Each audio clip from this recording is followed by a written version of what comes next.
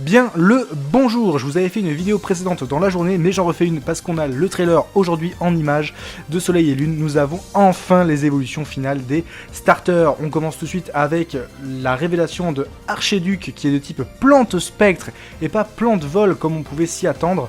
Ce qui est assez surprenant et on peut dire que voilà, c'est la dernière évolution de Brindibou. Ça correspond exactement à ce que je vous avais dit dans ma précédente vidéo. On peut le voir en image, il apprend la capacité signature Tisse Ombre qui empêche en fait l'adversaire de fuir. C'est un peu comme un regard noir mais qui inflige des dégâts.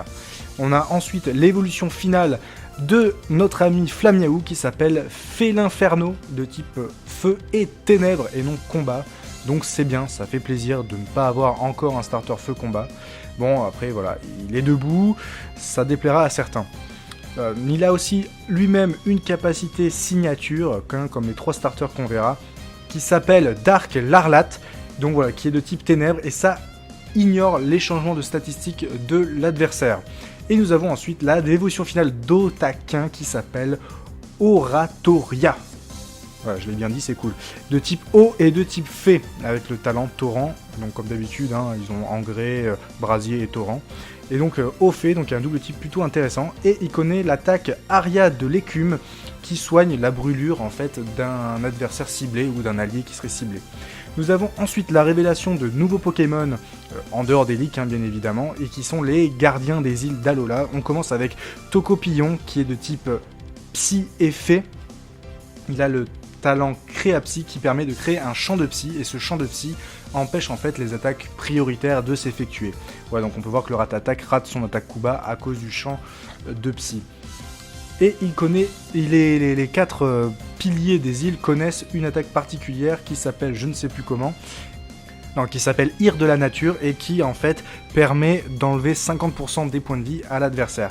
Nous avons ensuite Tokotoro qui est de type plante et psy, donc on ne sait pas trop pourquoi de type plante, qui lui a Créa Herbe, qui lui permet de créer un champ d'herbe qui soigne les Pokémon plantes au tour à tour et qui réduit un petit peu les dégâts aux Pokémon plantes, notamment sur les attaques séisme et ampleur, etc. Des trucs comme ça.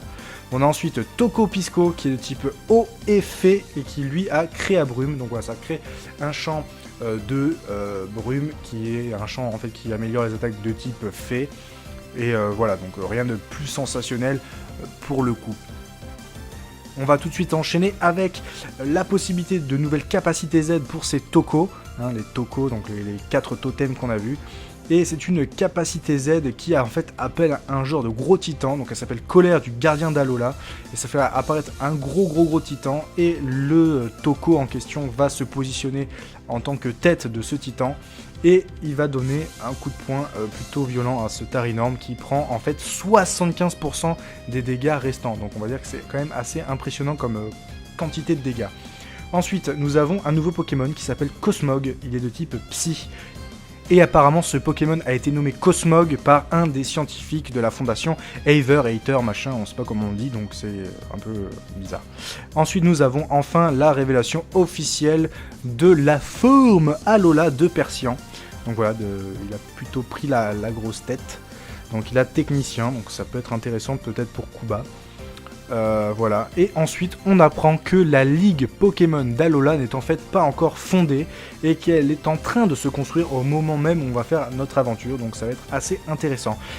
Et ensuite, une belle surprise, on peut retrouver des anciens dresseurs, des anciens jeux, des personnages assez importants. Donc on voit Cynthia notamment qui est la ligue de la région de Sinnoh, on voit Timmy qui était dans les jeux précédents, et là, tout de suite, on enchaîne avec Red et Blue en version Alola, j'ai envie de dire, qui sont un petit peu en vacances, et puis voilà, ils seront présents aussi dans l'arbre de combat, donc à mon avis ce sera un peu comme la tour de combat.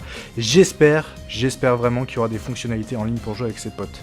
Parce que sinon, comme je l'avais dit dans une précédente vidéo, je sais pas ce que je fais, mais je le fais. Donc ensuite, voilà, on voit que ils ont grandi, et moi je trouve ça juste cool, l'aspect un peu plus adulte qu'ils ont eu.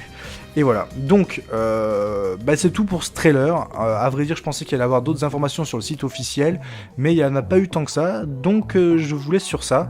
Donc dites-moi ce que vous en avez pensé dans les commentaires, votre avis m'intéresse.